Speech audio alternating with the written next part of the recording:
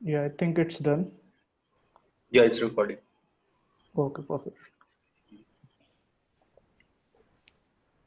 Okay, so hi guys, welcome to SD Skills, and today's session is based on the Cracking the Coding interview book club. So previously we have done two sessions regarding the dynamic programming and recursion, and today we will be discussing chapter 4, that is trees and graphs, and we will be covering four problems in this session.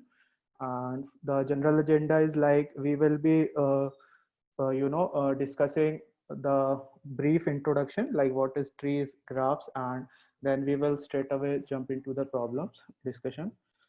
So like today, first of all, so let's get started.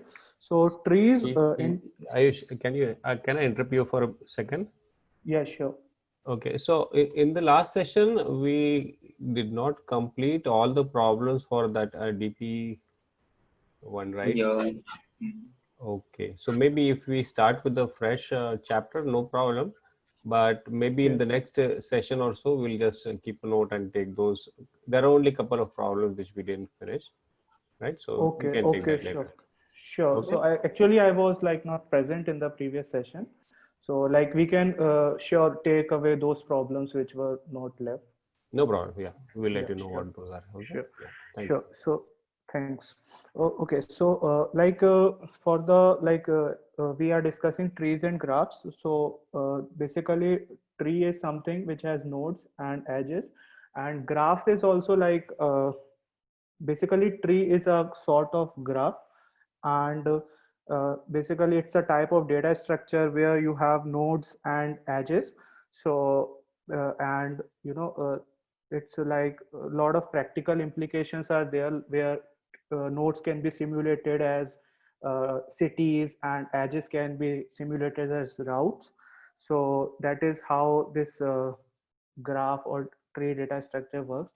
So basically in this data structure we have like in the tree we have leaf nodes which denotes the ending of the uh, tree hierarchy, and in graph we have edges and nodes. They can be cyclic, acyclic, and that's how the graphs are there. So basically in we need to traverse the trees and graphs. So like if you want to search something, so obviously you need to traverse it. So for in the trees we have three types of traversals, like in general pre-order, in order, and post order.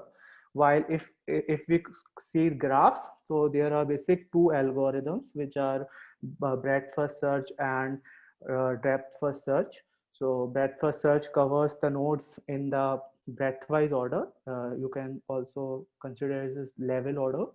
And in depth first, we keep on traversing the path until we reach, and then we backtrack and cover all the paths. So both this are the basic traversal algorithms. One interesting thing which I got into the book while reading was this thing bidirectional breadth first search. So what happens in the bidirectional breadth first search is like if you consider a simple breadth first search, what happens? You have a source and you have a destination, right? So you move from source to destination using simply moving to the neighboring node and reaching to the destination. But that is a like a one dimensional kind of search. You are just moving layer by layer, you can assume, like. But in bidirectional VFS, what happens? You start simultaneously from both source and destination, and you instead of moving one layer at a time, you move two layer at a time. And when you reach a point where the path cross, at that point we can say that yeah, there exists a path. So basically the advantage is that it reduces the runtime complexity. So this was one thing which I wanted to highlight, like the bidirectional BFS. And yeah, and representation wise, basically trees are represented using a structure. So there can be binary tree or n-array tree, and we can have like pointers to them, the left pointer, right pointer, or maybe an array of child nodes. And in graphs, we have representation wise two mechanisms, which is adjacency matrix and adjacency list. So basically, adjacency matrix is a matrix of where matrix of I comma j, let's say, denotes whether the no whether there is a path between I and j node. So that's about the adjacency matrix. And adjacency list stores, suppose there's a node I, then how many node it is connected with. So that denotes the adjacency list, right? So that is the general introduction I wanted to cover. So yeah, so basically one more thing is that there has been an advantage in of adjacency matrix and adjacency list in different scenarios. Like the adjacency matrix covers a lot of space and might be wasted, so it's good to have adjacency list representation. And it is also mentioned in the book that in the adjacency list representation, we have one more advantage, that is we can easily iterate through the neighbors of the node. So we can directly jump onto the neighbors layer by layer in breadth first search approach, you can assume. So while in adjacency matrix, you need to like search all the neighbors. So one advantage is that. Yeah. So any questions? So that was the general introduction. Yeah, that's a very good introduction, Ayush. Only one question, not sort of a question, but I want to understand one more thing. What you said about the bidirectional BFS, right? Yeah.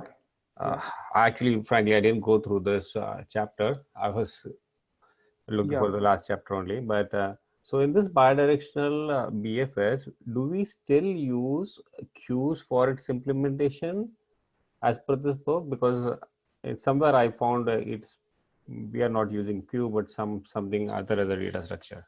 I think we can use queue for it because like if we are moving from source to destination, then we are simultaneously moving from destination towards source and from source to destination. So like we can while making a BFS, we can insert two nodes at a time, and we can check that if the path which we are traversing from source and destination collide at one point, at that point our search is completed basically. Okay. So Because I'm queue not is like sure more. though. Yeah. Okay, no problem. Because there actually they use a set. So because when we want to find if we are reaching some mid, we are converging actually somewhere. So we have to search a particular node in a queue, and queue cannot access what you say. Right? It will always have an access sequentially, right? So you cannot go and access any index in a queue. So therefore they were using a set. Yeah, but yeah, this implementation might be different in this CTC. Yeah. Yeah, no problem. Yeah, thanks. Yes. Yeah. The set is only, I think the set is for visiting, right?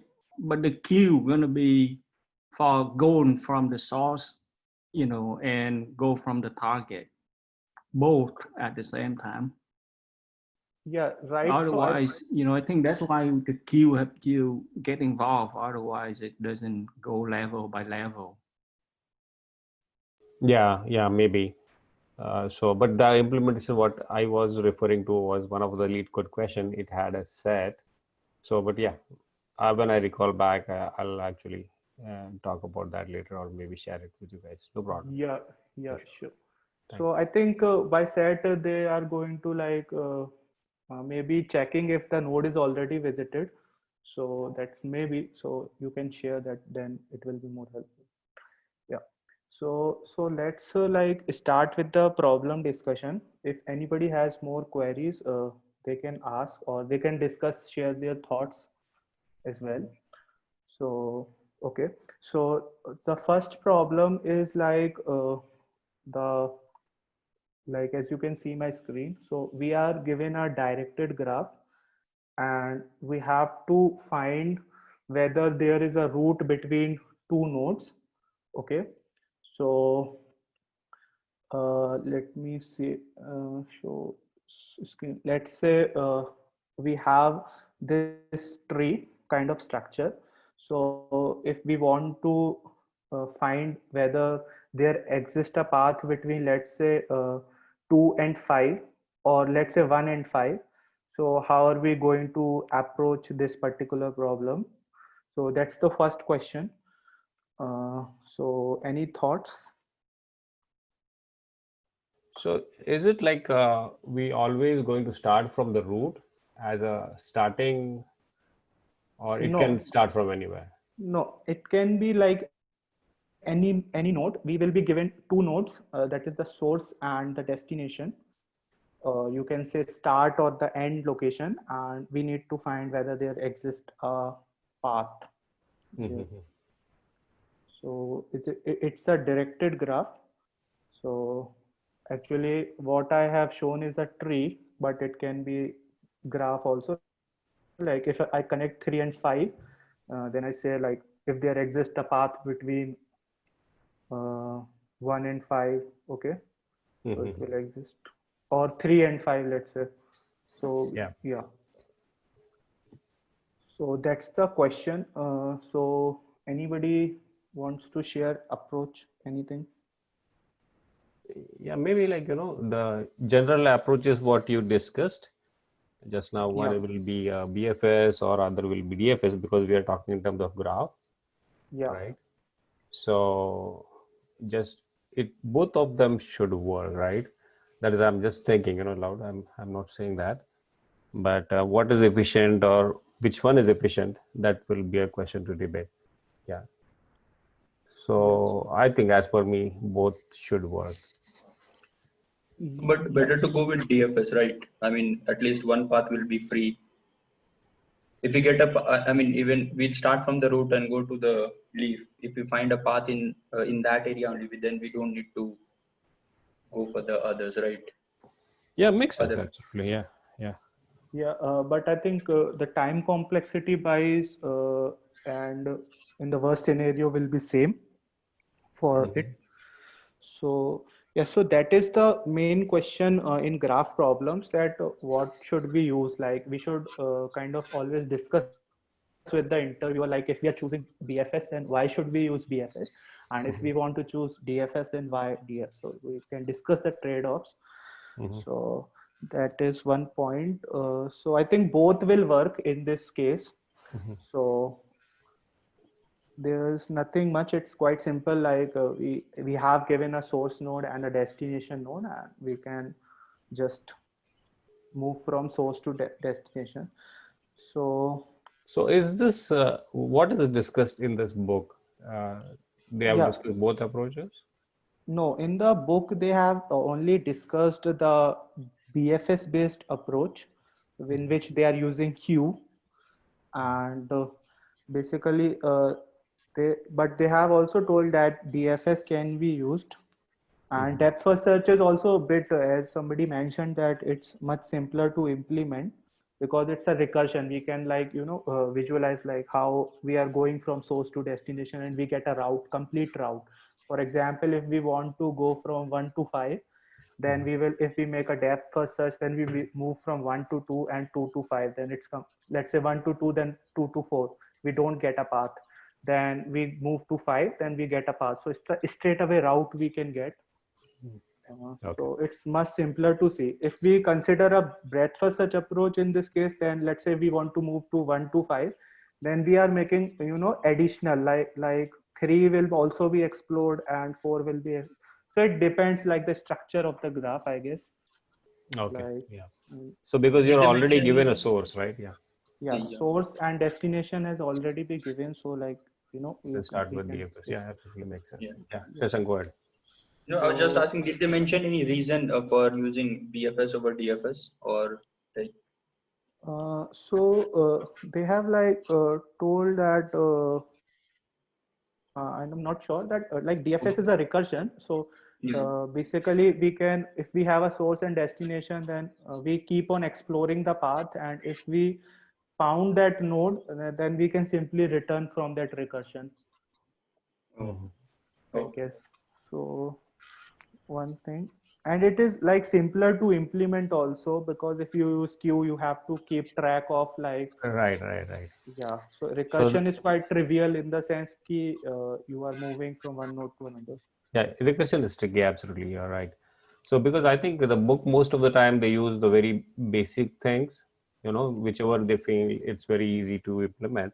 That is what I was Yeah, getting to when I was reading some of the I think problems, right? one more advantage is that if we want to find route, is that sometimes BFS can become tricky, Hmm. and DFS, you can, it can become tricky in some sense if you forgot to mark the visited nodes, etc. But in DFS, the code is Absolutely. much shorter, I guess. Yep. So it depends. So the code which they have given in the book, I have pasted it here, if you can see. So this is the code which is given in the book. So basically they haven't used queue, but they have used linked list kind of structure to, it works same as the queue. They have taken 3 states like visited, unvisited, or visiting. And first they are making all the states as unvisited. This is to make the code more readable, I guess, but it's not required every time to, you know, discuss. So basic BFS they have implemented, like they pop out the first element, for example, 1, Mhm. and then we visited its neighbors, and that then we are checking that if we are finding them, if we found the destination vertex, then we are returning true. Otherwise, we are marking it as visited and inserting into the queue. Mhm. So it's like Right. standard BFS, I think. Right. So any queries like? No, actually, the way I think it is implemented over here, because they are not using any queue data structure. I think it's Java. Well, I'm not sure Yeah, though, but in Java they yeah, don't have those specific data structure, yeah. it seems, right? So might No, be I that is think one reason Java we have STL libraries, I guess. for So queue also. collections we are having, right? So I think to make the code more readable, they have kind of used linked list, like so that Okay. everybody can understand that what's happening. Okay. So yeah, there is one question in the chat also from Praveen. He was saying, for finding the shortest distance, we use BFS or else DFS. I think for So, and Shashank actually replied to that. Yeah. yeah, Yeah, I was just telling that. I mean, if the height is smaller, short. I mean, if the base is wider and height is smaller, we should prefer DFS because shorter height only will have to. The length of the stack will be lesser, right? If the height is smaller. yeah, right. Right. But Also, if we are base, given the source node also, right? yeah, So DFS makes sense, I think, in this case. exactly, yeah. Yeah, we And can start from the BFS, source. Yeah. in case of BFS, if your height is very long, then better go with the BFS because level by level, what you say, maybe in very lower levels, initial 2, 3 levels will find the your required answer rather than explicitly Yeah, visiting the Yeah, node from start to end. absolutely. So there are a lot of things to discuss. Absolutely agree. Yeah.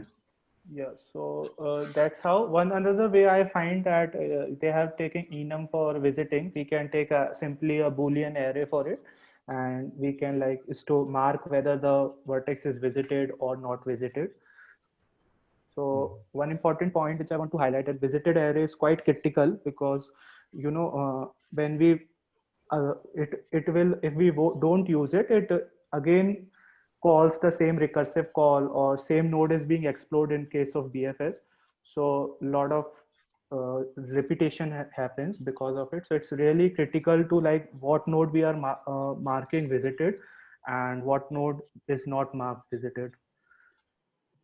So Yeah, yeah, that's right. so that's so any like, shall we move ahead or take Sure, some? sure. Yeah. Yeah, one comment I have on this one is like look Yeah, at the tree and we want to know the path between 1 and 5. And in this case, let's say, suppose we do the, we search both direction, the source and the destination at the same time. And with this graph right here, doing that doesn't help, right? Yeah, Because actually, when we start at 5, we cannot go anywhere. We're just stuck there.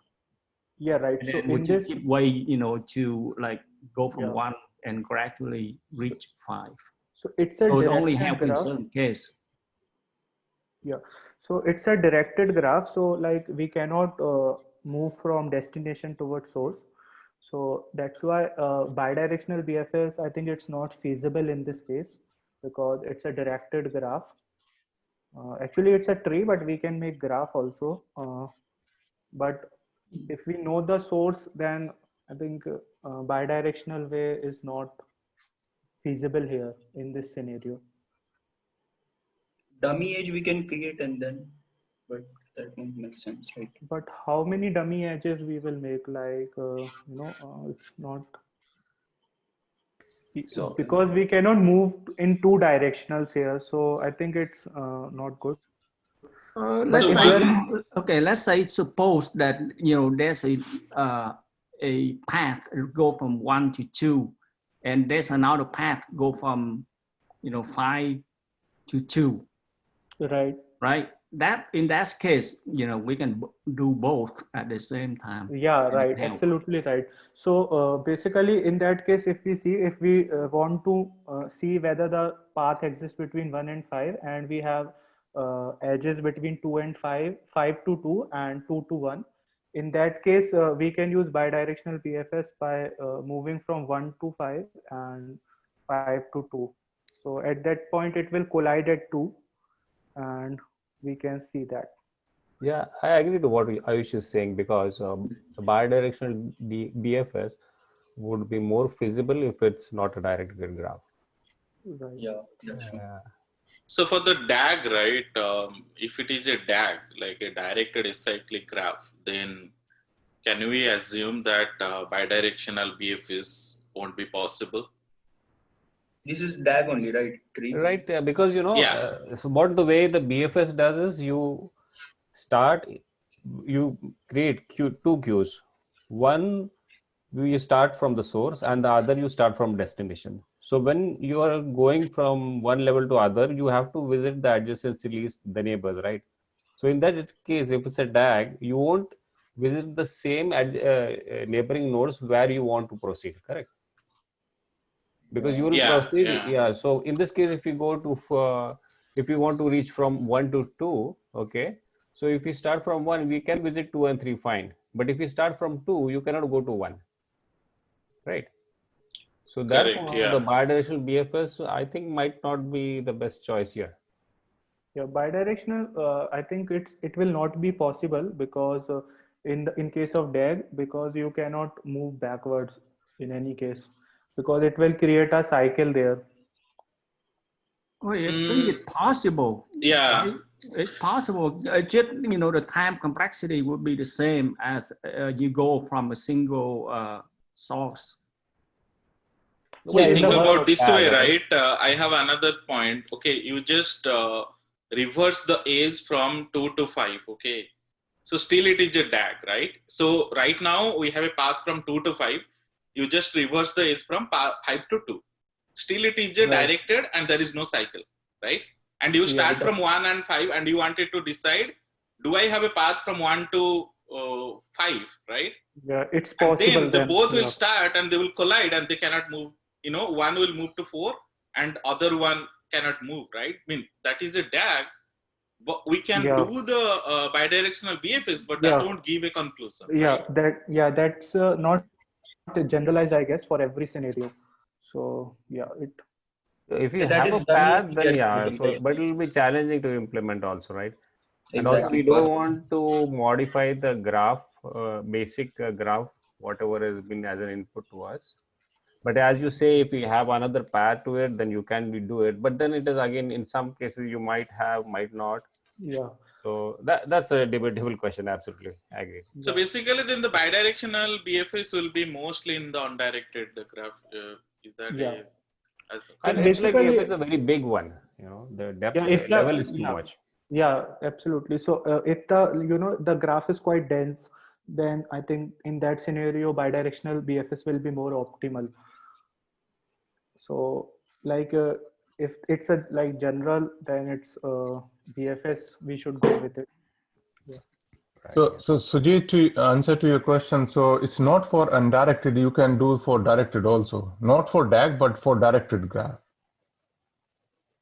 correct. Yeah, that's true. So here we can number like forward edge as plus sign and reverse edge as minus sign, and then we can use bidirectional DFS, right? Rather than reversing the nodes. Sorry, edges. Yeah, right. That also makes sense. Because there is a question on lead code like this where they have, I mean, forward edge as +1 and backward as -1, and they have used it. Yeah. So yeah, that will actually I think help here. We can assume like if it's a undirected, we can make it. If it's a directed, we can make it directed using that. Yeah. Probably bidirectional also we can use when the graph is infinite. I mean, say you have an infinite big chessboard and we have to check if two players will ever meet or not. Yeah, right. Those kind of problems I've seen bidirectional BFS being used. Okay, so it will be great if somebody can, share the problems where bidirectional BFS, so we can all practice it and One understand. problem Like, is word ladder 1 and word ladder 2 of lead code. okay, Probably Santosh also mentioned that one, I guess, where I have a set of words and I have to convert to one word from one word to another word, and we have using okay, at every step I can just change one alphabet only. Oh, yeah. oh, I think I okay, remember it. Yeah. So that We have might be a good discussed this application, also. right? Yeah. Okay. yeah, right. So like we can There we use the standard BFS, but what you were Himanshu saying that we can leverage the bidirectional BFS to cut this time to n by 2, right? I mean, half the time. Yeah. We have I used bidirectional BFS there also. Oh, During I the think course. in the editorial of that problem, they have mentioned a bidirectional approach also.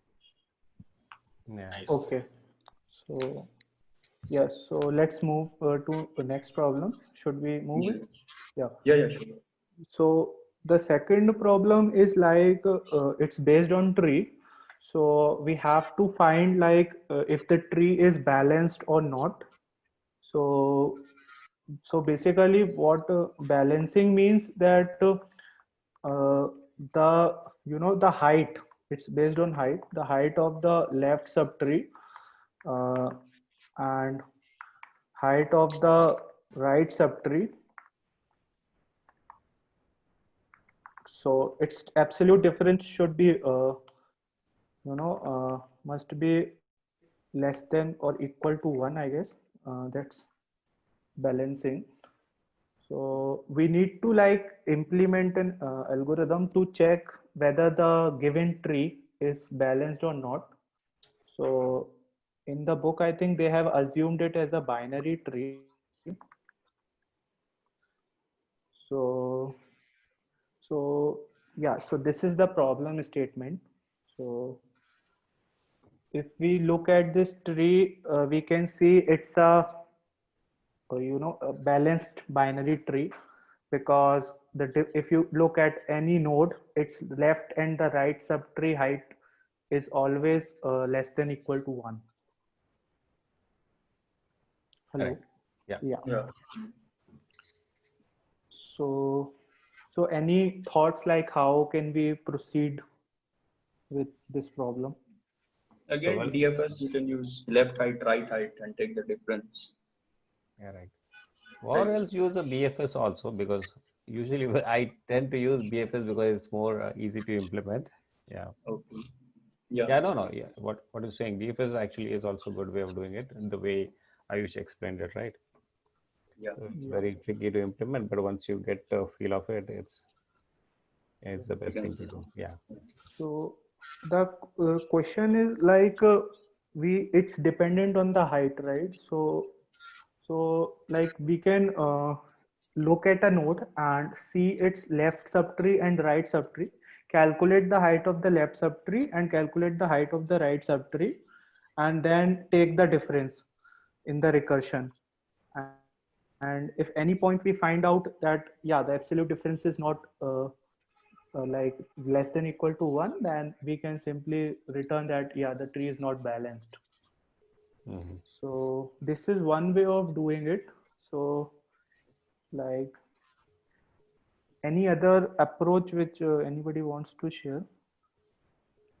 But I think it's not an efficient approach uh, because you are going to every node and checking its left and right subtree height and then taking out the difference. So you will be exploring all the n nodes, and to calculate the height it will be taking logarithmic time. So total number, or the total time complexity will be n log n, I guess. But you still have to go to each No, and why every and node, login? right? Yeah. Log n it should be, right? I Yeah, it think will be login. No, Yeah. he's saying that if you go to each and every node, right? Yeah. So it should be okay, but yeah, before even go with the traversing or time complexity, I was thinking like we should go through each and every node to find the level. Yeah, it will be height of the tree, right? Each and every node, assuming it's not a skewed one. Maximum it will be O of n. O of n. Let's say that. Yeah. Yeah, O of n, yeah. And while going itself, we calculate the depth, right? Like for example, in this case, 1 to 2, or we just hit at 4. There is nothing, right? The height will be 0. Then we come one level up, right, and then go to 5. So at any time, we have to go to the height of the tree. And let's say if it is completely not balanced, right? It's like 1, 2, 4 in just one line. Then at max we'll go to the number of nodes. Okay.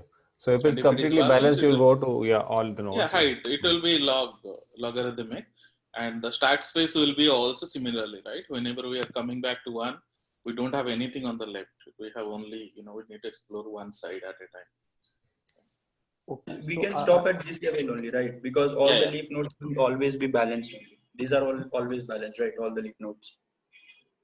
But So on one an level, average, it should be O of n, right? Correct. Big O of yeah, n. one Yeah. yes, yeah.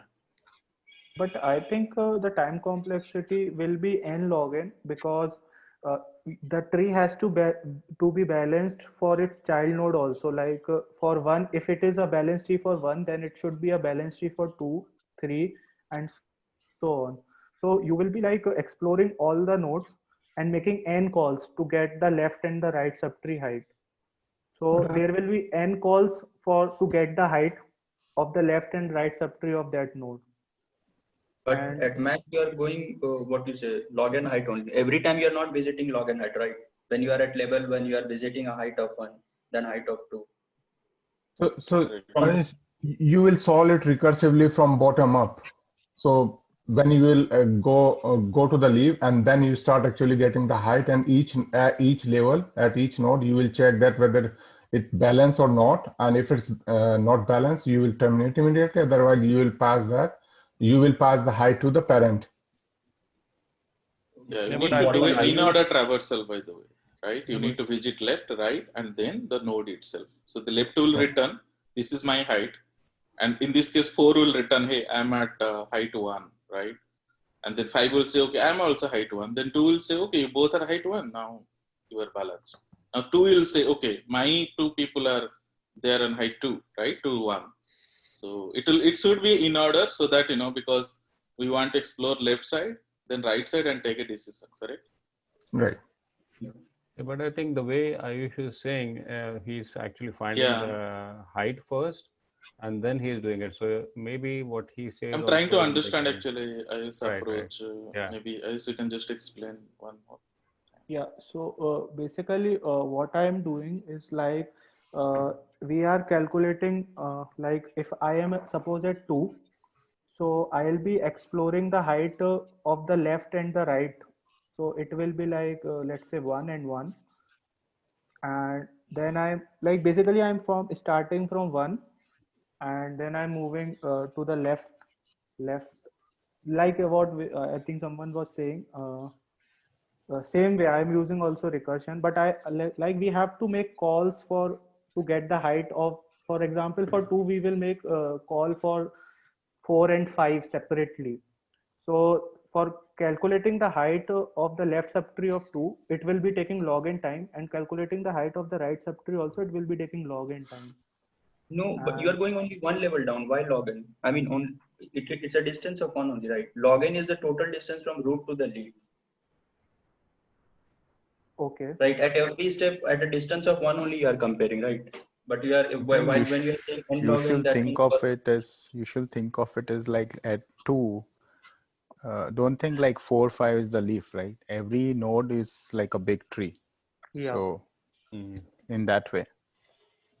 Yeah. So I'm not taking n as the complete number of nodes. Like I am assuming like we have like 100 of nodes below 4 and 100 of nodes below 5. Then I'll be calculating for 2 the height of the left subtree and the height of the right subtree. So So you are thinking that you will repeatedly access the node multiple times? yeah, looks Yeah. like that. Yeah. But that's a repetitive, I think, right? No, but then I think calculating So, the depth, that is the one. Okay. so for example, here in case of you are at 2, so you will access 4 or 5 only once. Yeah. Sorry, I didn't get your point. So let's say there are more nodes under 4 or 4 and 5. Okay. Right? And when you are at 2, so first you go at 4 and you visit the node under 4, right? Yeah. Now you go back to 2. So are you thinking that you will go again at 4 and the node underneath to get the height? No, basically it will be like the recursion will move from root to the leftmost node, and we will be like the recursion will be resolving in bottom-up fashion only. But we are making a call for 2 also, for 5 also, 4 also, for 5 also. Yeah, that's true for Right. every node, but not, you are not visiting the height log n every time, right? Every time you are at a distance one only, you are checking. Either you are going from top to bottom or bottom to up. So actually I was talking about this approach, which is the approach 1, like in this. So like we are making a call, as you can see in line 64, we are making a call to the left and we are making a call to the right to get the height. Yeah. So actually, this book uses most of the basic techniques most of the time to explain the. Yeah. So the this basic one is concept, actually, right? yeah. Oh, So yeah. your approach is actually, yes. I mean, whatever you are explaining that and log n, yes. It Yeah. is, yeah. Because So you are getting the height again and again. yeah, right. There's a lot of repetition here in the row number 64 and again. So So that yeah, is actually, the the kind of CPC book is like that, right? Yeah. Yeah, so they have explained 2 approaches for it. Like this one is quite inefficient. Like it's quite a brute force approach. Like anybody can think that we can calculate left and right and then calculate it. But Right. but I think you were talking about the optimal solution. So we can like calculate in the height function itself. We can keep track of the height itself. Like somebody mentioned that while moving bottom up, we keep track of the height. So that will reduce the number of repetitions which is happening in this code.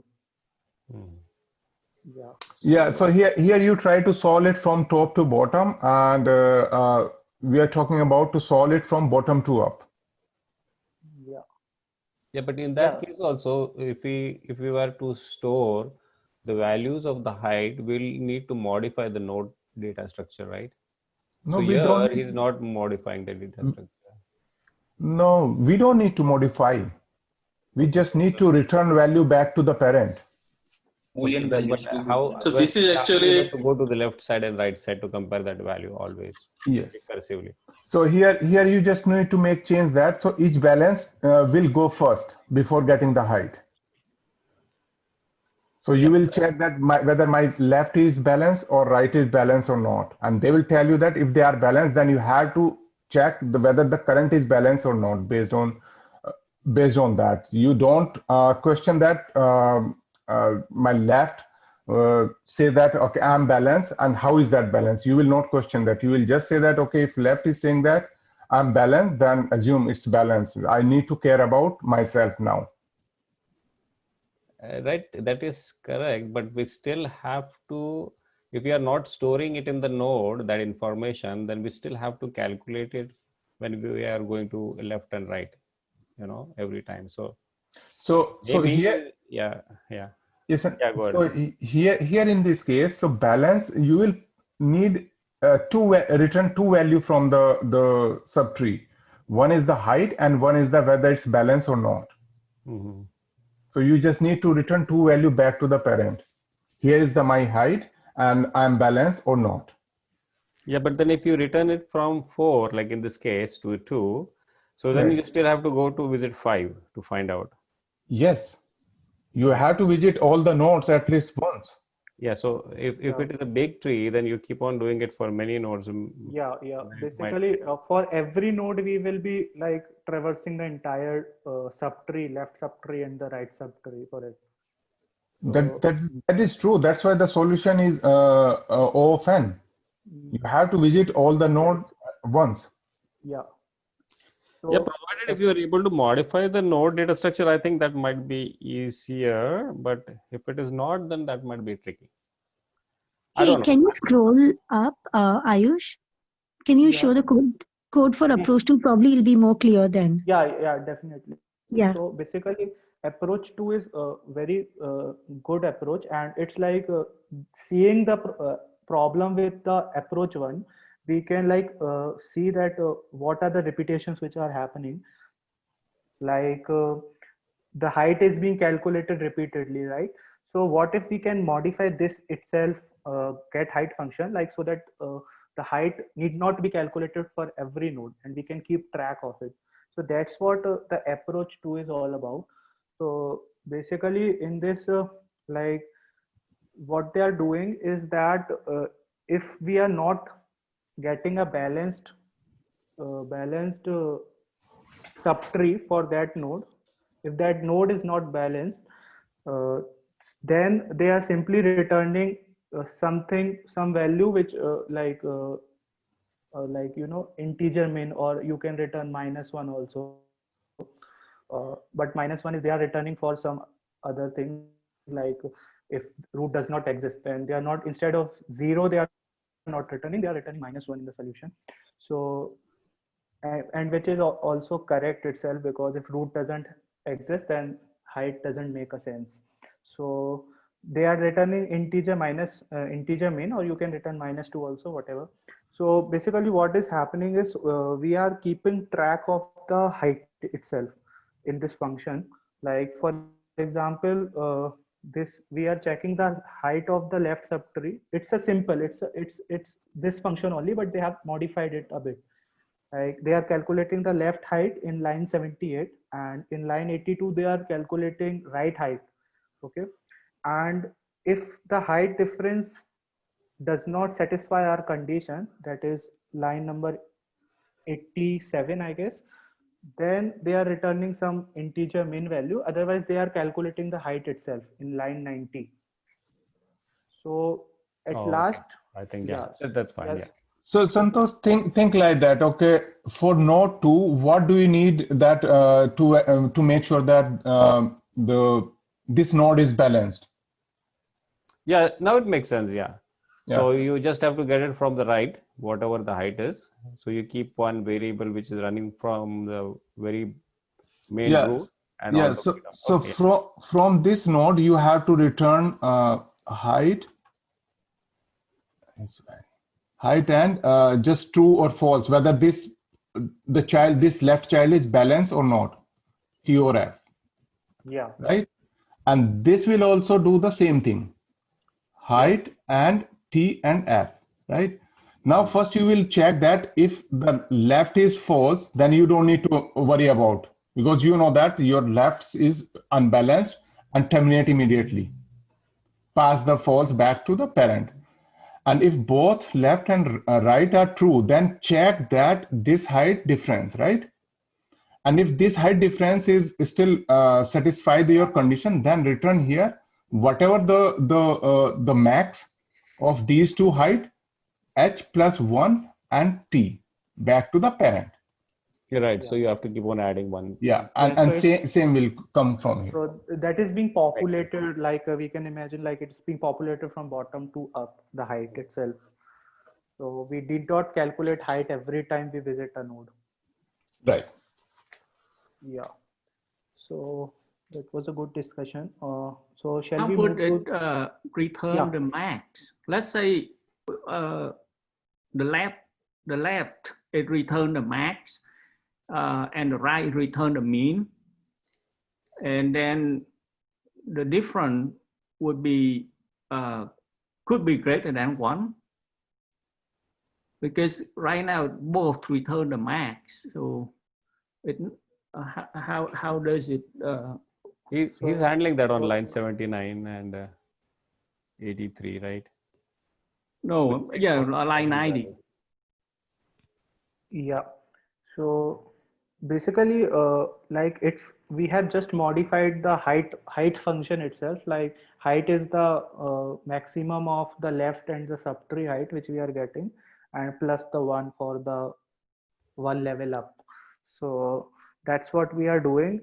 But there might be a scenario if the bottom node, let's say 4, is not balanced. There are 100 nodes below 4 and 4 node is not balanced. Then in that case, we are returning minimum value for it. And yeah, so if we get the minimum value, then we are returning from the function so that the execution of the function stops, because at this particular point of time we will get to know that the tree is not balanced. So we will return it from here, and then we will check what value we have got. No, So I'm asking why it does not, find the difference between the mean and the max. Because, the difference between, let's say the left branch is, max high, right? And the right branch is the mean high. Then I think he's getting that difference here on line 86, no?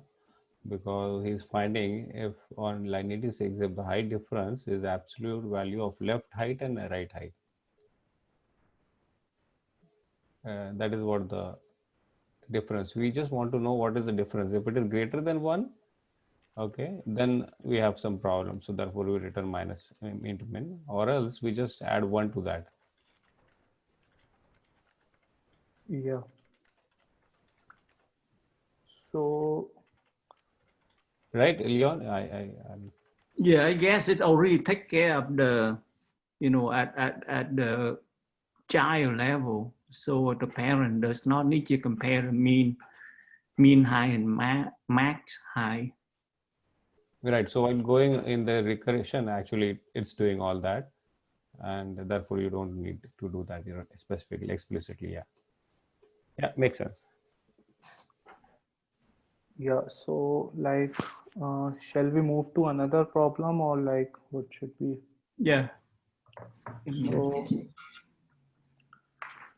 the other problem is the third problem. So it's like a very practical problem, like it's used in a lot of practical implications, where you have a list of dependencies, and for example in the code you are given a project, like a list of projects like A, B, C, D, E and F, and you have been given dependencies that A and D, that means the project A has to be completed before project D could be completed. Okay, so and project F has to be completed before project B. Okay, so these kind of dependencies are there. So one general example is that, like if we want to make a flight, let's say we want to fly, so we want to go from, let's say, Delhi to Mumbai, and we need to move from Mumbai to, let's say Bangalore. Okay, so these are the name of the cities which we are having, and so we need to find that what should be the actual path to move from one point to another point, like whether a path exists or whether a path not exists, or you can say whether the order exists, or like what should be the order to move from source to destination. One way we can think of this problem. Other way is like there are a lot of file dependencies, like this will compile before this will compile before this. So what should be the order in the which the file can, one possible order in which the file can execute it. So that's the problem. So basically in this particular scenario, they are given a list of projects and the dependencies, like this project is dependent on one project and another project. So what is there a possible way in which we can complete all the projects? So that's the question. I hope it's clear. Yeah. Yeah. Okay. So the example you can see here. So I have taken the example from the book itself. So I think it will be better if we can draw the graph. So just give me 1 minute. Yeah. So let's erase this out. Yeah, you'll have to erase it, right? Yeah. I think I'm not able Praveen, to. you will have to do that. Praveen, Yeah. can you? I think as a host, he can also clear. Like Let all me clear. Oh yeah. Yeah. Can anybody clear it? I meanwhile I draw the graph. let me do that. Yeah, sure.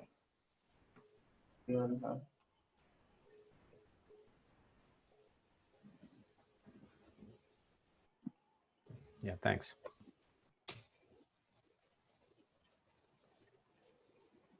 So one point which is there is like in this problem, we should always ask like whether the graph is connected or not connected. So our algorithm might slightly vary on those two conditions. Like we have to separately iterate all the vertices if they are not connected.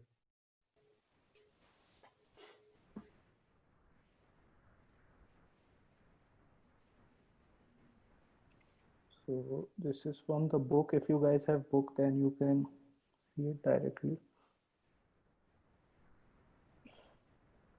So this is a directed graph, and basically one point is that the graph needs to be acyclic, because if you have a cyclic graph, then you will not be able to define the order, I think. So the question says we have to return the order, or we just want to return true or false. We have to return actually true and false, like if the order exists or not exist.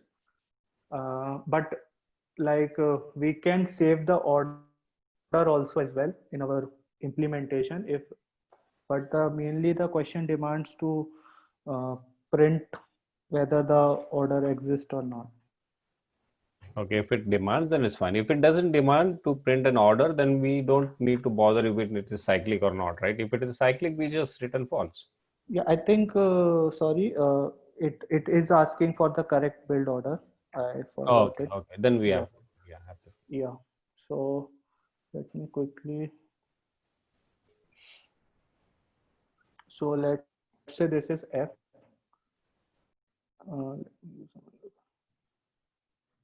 This is F, and this is C, B, A, E, H, D, and G. Okay, so this is our graph. Then we need to like print like what should be the order in which the task, basically the edges are are basically denoting the dependencies. Like the task A in this case is dependent on task C, task B, and task F, right?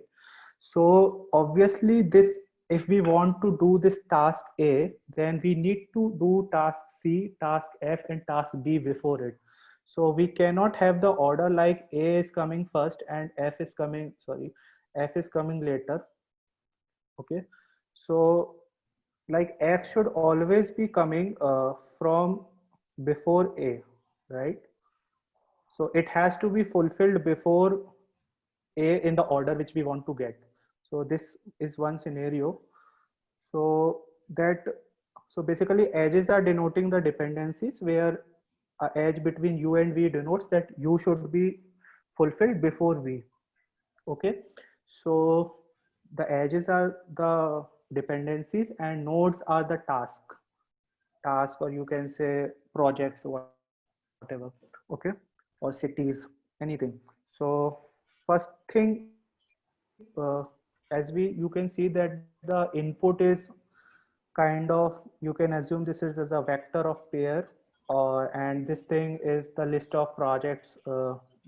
Okay, so we have to create the graph first of it. So just to interrupt. So here basically we have to detect that there shouldn't be cycle in this graph, right? Otherwise order will not be possible, isn't it? Yeah, so we have to make sure that if the cycle is existing, then the order will not exist. Yeah. So because you will not be able to define the source and the destination. Yeah, so that's why. And another thing is that as I mentioned, that before completing task A, then we have to do task F. So can anybody share some approach, like how can we fulfill this? So you can first take a visited array, right? You can initialize every node element with 0, right? Yeah.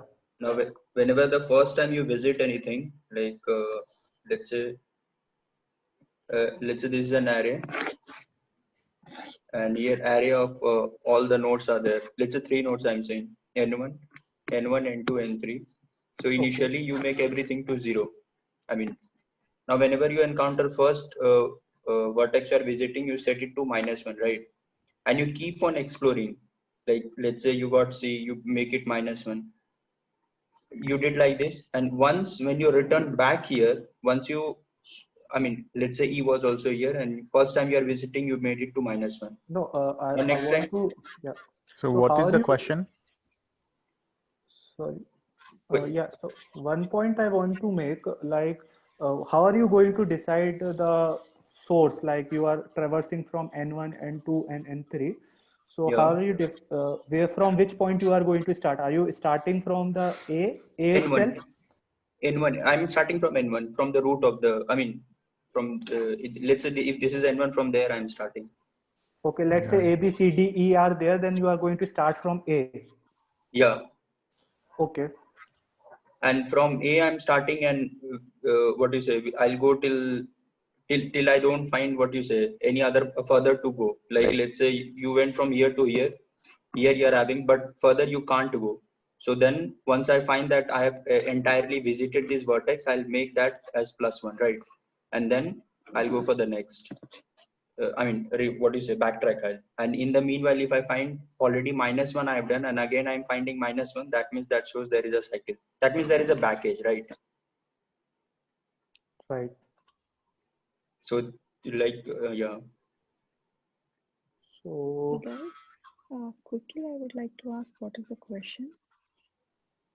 okay, so the question is basically you are given a list of dependencies, and you are given some projects or some task, let's say. So the tasks are represented as nodes like F, A, B, H, E, and the edges are denoting the dependencies. So for completing task A, you need to complete task C, B, and F before. Hello? Yeah. Does I that make see. sense? Okay. Okay. Yeah. Thank you. Yeah, but what was Shashank's question? I actually just Yeah, Yeah, that's what was what were you trying to select? Say ask like which node to select first. Is that your question? yeah, that is what I was asking, like which node to select. So I started from, I mean, first node, Yeah. whatever I saw in the graph. I mean, from here. Okay. Okay. Yeah, I It think you doesn't need to matter, start. right? I think you need Yeah, to it doesn't start matter. I from mean, It one. just doesn't for, matter. Any yeah, node we can start. we can start, no problem. But But is just for this the sake of problem not simplicity. a topological Topological. problem, Yeah, right? yeah, Yeah. that is the one. Yeah. So It's then a the easiest way you could do the BFS right route, yeah. yeah. Okay. You mean So Kahn's algorithm, right? yeah, yeah. Right, right. So basically the intuition behind the Kahn's algorithm is that like if we want to achieve task fulfillment of task A, then we need to do task B, F, and C, right? And to complete the task C, we need to do task F. And for task F, there is no dependency. So what we will do is that we are going to select those nodes which do not depend on anything, like there's no dependency at all. So we are going to like choose those nodes whose in degree is 0, right? Right. Yeah. So then what we can do, we can proceed, we can Wait, 1 second. Someone say can start from any node. Let's say suppose I start at E, right, the last one. Then what it's gonna look like? Let's say I start at E and then I start at A. So if you start with E, there is nothing to visit, right? Yeah. You're gonna end your exploration there. So even if you Then start with any node, I don't think you will get the optimum path. Like, but if you start from a node which doesn't have any incoming edges, then you can kind of keep exploring. Yeah. So the intention is that we need to get the path, but so to get it might be possible that if we start with F, we don't end up getting a order, like, so the order will contain all the n nodes. Like in this case, for example, if we ignore these two things, then we are having 6 nodes. Then at last in the order, we should have 6 nodes. Then only we can say that yeah, there exists a order which can fulfillment of all the tasks. And Okay, also so like this one is like a connected, right? There is a possibility that you just have FCAB in a connected graph, and then E and H are just connected to each other. It doesn't really depend upon any other node. So that's possibility too. If that is the case, then you can start from F or E, doesn't matter. So I don't know if that's what the question specifies, but you can let's say if I start from E, then I go start from A, right? Then how do I know if A had to be before E? When you have completely visited that node, that means there was no other node to visit, right? So you can put that particular node in your Yeah, result. so I started E, I put E, no more other node, I put E there. Now I start at A, right? Yeah. So I go from A and then no more node I visit because I already visit E, right? But how do I know that A have to be before E? So I think that's why, right? If you say A and E, like if you start from A and you go only till E and you say, I mean, E was already visited, then you can't go further. So the way you are approaching, you'll have to check from each and every node. You'll have to like kind of start again and again to make sure if you're covering all the points or not, or all the nodes or not. So think of it as like you are starting your BFS from each and every node to see if all the nodes are covered. And in order to not do that, you try to start from a node which has no incoming edge. Like you start from E, you can't cover any node. You start from A, you are only able to cover E. So you have not, covered all the other nodes. So, now you can start from C and see if you have covered all the nodes. You can start from B and see if you have covered all the nodes. So that's what you will have to do to figure out. Yeah, so I think the DFS solution, basically both, if we see that there exists one BFS approach and one DFS approach for it. So BFS approach will be valid if you are making sure that what should be in the first order, right? So for example, you need to explore F here, but because and for DFS, you will be stacking the elements from the backwards, right? You will see E is there. Now what we can get, that E is not dependent on anything. You say both of them are different in a sense that we are exploring F here, which does not have any dependencies, and we are exploring E, that it is already done, and it can be at the last of the element. So I think that clears some. But I believe any node can be explored in BFS or DFS, right? It's not, and they all will lead. So basically, there may not be only one solution. Yeah, multiple solutions. Yeah, there could be like the independent items, they can permute. In this case, E is valid, right? E and F is valid because they are not, they're independent, right? Yeah, I think in BFS we cannot start from any node, but in DFS we can. Right. And that is what Why Chandan was referring. Why in BFS we can't start from any node? Because that is what the Kahn's algorithm says, right? You actually start with a node which is 0 in degree. Because we will not get, because we need to follow some some set of we want to achieve all the tasks should be fulfilled. So if we start any task, and if it has another dependencies, then you might not be.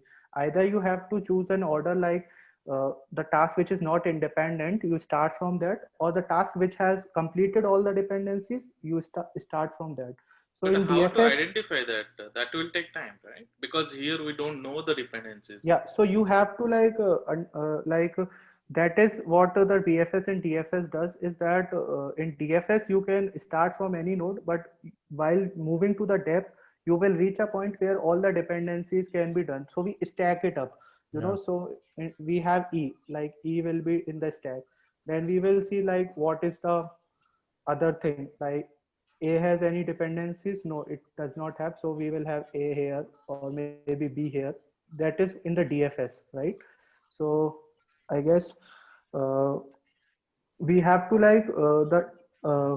to solve the problem, we need to say what is the correct approach. We can approach the problem from both BFS and DFS, but implementation will change accordingly. Yeah.